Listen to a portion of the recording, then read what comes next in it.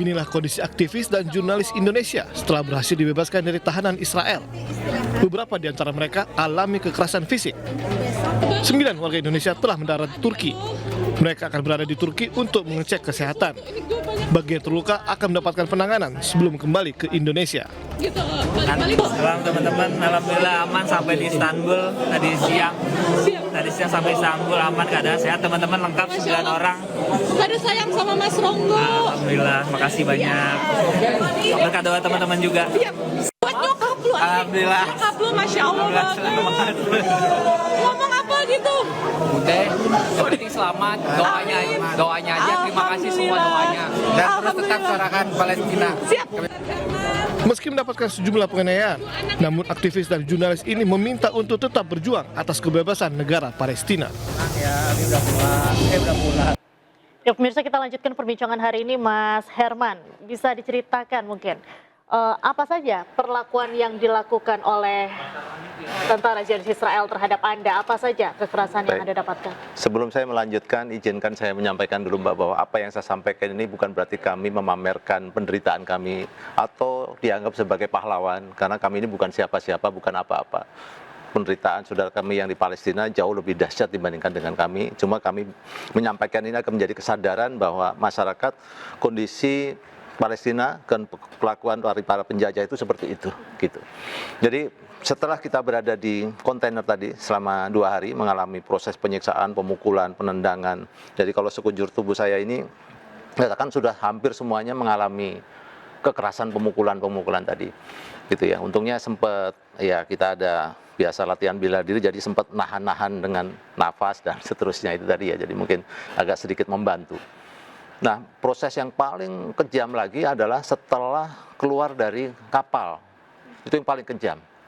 Itu yang posisi kami ditaruh di kaki tangan di belakang, dengan diikat dengan sangat keras sekali sampai bekas banyak gitu ya. Kami diseret ya. Seperti hewan gitu ya, dicaci maki, dipukul, ditendang dan seterusnya. Di situ kami mendengar teriakan-teriakan yang sangat menyayat hati dari teman-teman kami. Help me yang luar biasa, perempuan dan laki-laki yang dalam kondisi sangat cemas, sangat takut, sangat kesakitan yang luar biasa ya. Saya bisa merasakan karena kami sih dilatih bahwa sesakit apapun jangan sampai kita teriak meminta tolong. Tapi kondisi itu sudah sangat di luar kemampuan dari teman-teman kami sehingga mereka berteriak dengan suara yang luar biasa tadi meminta tolong karena sakit yang luar biasa. Ya, jadi disetrum ya, kemudian dipukul yang tiada habisnya. Jadi kami harus posisi kepala di bawah. Kalau kami naik sedikit diinjak kepala kami. Diinjak, saya tengkuk ini berapa kali dipukul ya. Diinjak memakai sepatu? Sepatu. Ya, sepatu tentunya, sepatu, punggung. Kalau kita berdiri sedikit ditendang sampai kita terguling. Ya, jadi semua bentuk kekerasan itu sudah dilakukan sambil mereka menyanyikan lagu-lagu kebangsaan mereka. Jadi kalau kita teriak sakit, mereka semakin tertawa, ya, tertawa, hahaha. Mereka merasa bangga bisa menyakiti. Tapi kalau kita diam, itu juga dihajar lebih luar biasa dahsyat lagi. Jadi kita juga bingung harus bersikap seperti apa ketika mendapatkan perlakuan kekerasan dari mereka itu. Ada teman-teman yang mengalami patah tulang begitu? Banyak sekali.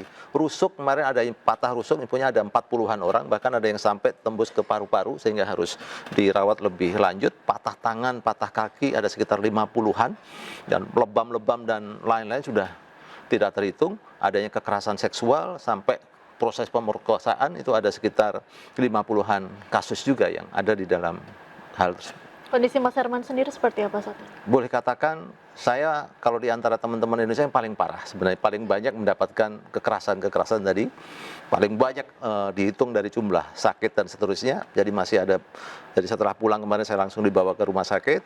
Jadi masih kadang-kadang masih sulit untuk bernapas, gerak untuk sedikit, ini masih ada beberapa lokasi-lokasi yang masih memar, masih sakit seperti itu. Tapi nggak apa-apa, jadi kami bukan sedih karena kami mendapatkan perlakuan itu tadi ya, bukan kami merasa jadi korban dan seterusnya, tapi kami justru pengen menyampaikan informasi ini untuk menyemangati kita semua tentang bahayanya penjajahan tersebut. Baik, Rofik, kalau kita mendengarkan kesaksian dari Mas Herman ini kan pilu sekali begitu.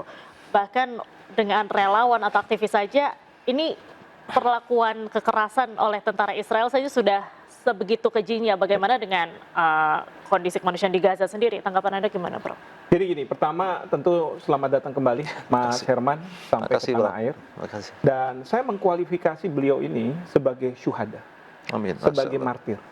Karena beliau-beliau yang ikut itu sebenarnya sudah, mohon maaf sekali saya sampaikan ini, siap mati untuk rakyat Palestina.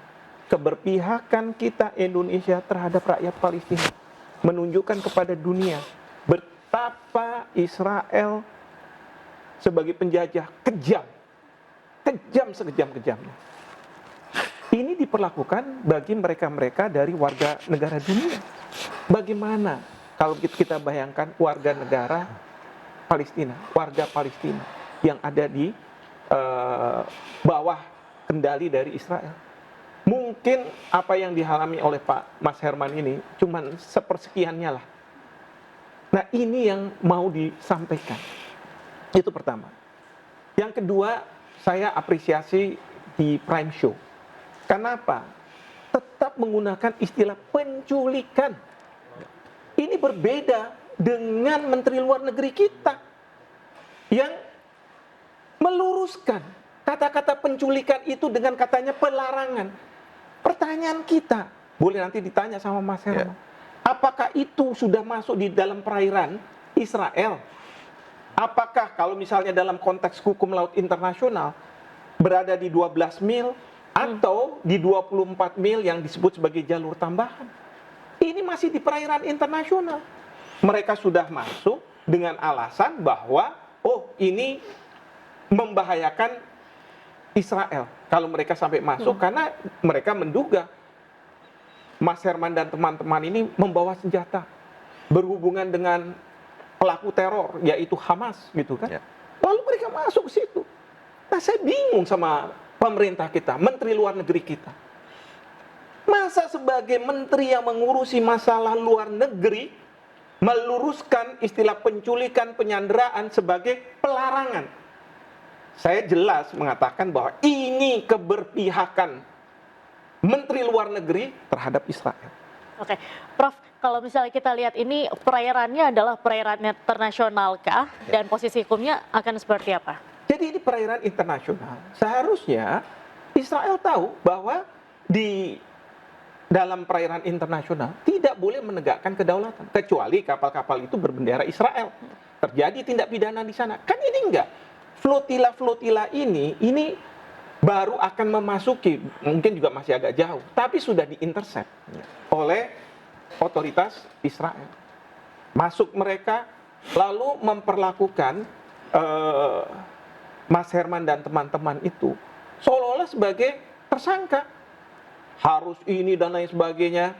Lalu kemudian dibawalah ke pelabuhan di Israel sana, ya.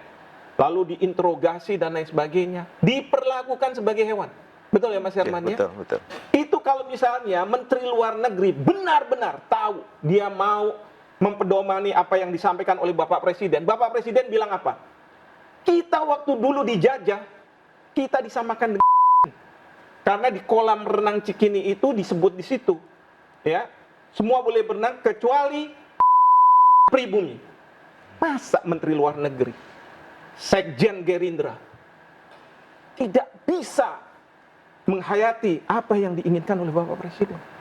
Nah, itu yang saya sayangkan. Beliau ini diperlakukan serendah-rendahnya kemanusiaan. Oke. Betul. Baik, Mas Herman, mungkin kita tarik kembali ketika masuk ke perairan internasional itu tidak ada sama sekali peringatan dari Israel. Tidak ada peringatan. Yang ada adalah penculikan tadi, proses mereka datang langsung menyergap. Menyergap. Awalnya mereka melakukan pengintaian, tapi tidak ada informasi lisan apapun yang lain bahwa kami ditolak untuk melanjutkan perjalanan karena jarak kami itu ditangkap masih 250 mil laut, masih jauh sekali. Ya, jadi tidak ada alasan bagi mereka itu untuk menculik kami tadi itu ya, karena posisi masih jauh dan kami membawa bantuan yang sifatnya kemanusiaan dan itu bisa dicek di kapal-kapal kami sudah disiapkan makanan-makanan, minuman-minuman, kemudian popok untuk bayi ya, pampers yang untuk untuk perempuan juga ya, membalut dan segala macam itu sudah kita siapkan di kapal-kapal kami itu tadi. Baik.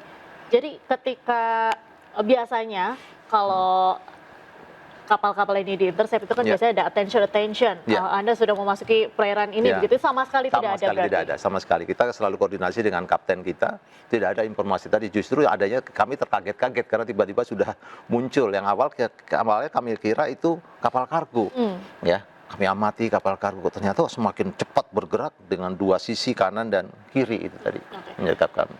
Israel sendiri kan ini menuding aktivis ini sudah memasuki perairan Israel gitu ya, Prof. Ini bagaimana? Berarti kan dengan tidak adanya peringatan juga kepada para aktivis tiba-tiba diserbu begitu.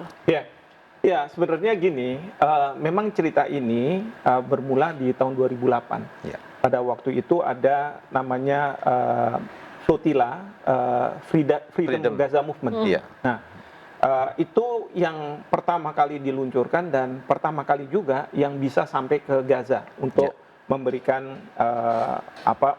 obat-obatan dan sebagainya. Nah, sejak 2008 itu setiap tahun selalu ada. Nah, tahun kemarin pun ada warga negara kita, tapi biasanya mereka tidak sampai langsung bertemu dengan otoritas di Israel.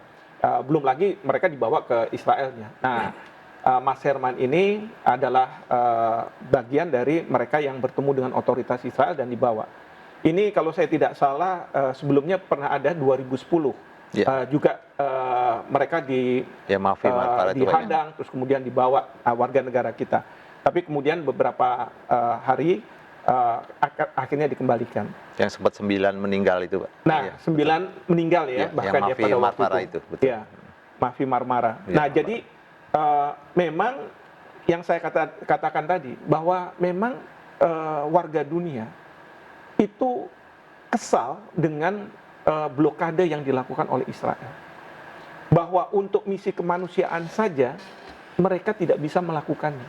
Padahal warga Israel sangat membutuhkan ya obat-obatan, makanan dan lain sebagainya yang dibawa oleh para flotilla ini. Dan sekarang ini kalau saya tidak salah ada 50-an kapal-kapal flotilla itu dan pesertanya hampir berapa? 400-an ya? Besar. 482. 482 yang jumlahnya besar. Nah, terus terang ketika warga negara kita ditangkap, ini yang juga saya salahkan nih Kementerian Luar Negeri. Karena apa? Memperlakukan penyelesaian itu secara bilateral. Seolah-olah ini masalah antara Indonesia dengan Israel. Ya, maka tadi saya dengar di awal tadi Bapak Menlu mengatakan berkoordinasi. Saya udah nunggu nih berkoordinasi dengan siapa? Karena berkoordinasi harusnya dengan penyelenggara flotilla ini. Karena Mas Herman bisa sampaikan bahwa penyelenggara menyiapkan puasa.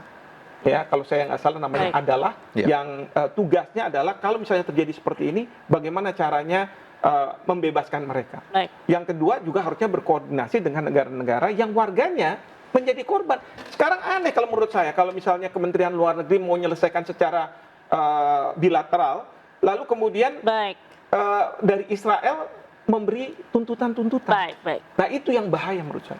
Baik, Mas Herman, saya ingin tahu juga nanti selama ditahan apakah Anda mendapatkan akses minum, makanan, terus komunikasi seperti apa. Tapi kita akan tahan sebentar. Pemirsa, The Prime Show masih akan kembali usai jeda, tetaplah bersama kami.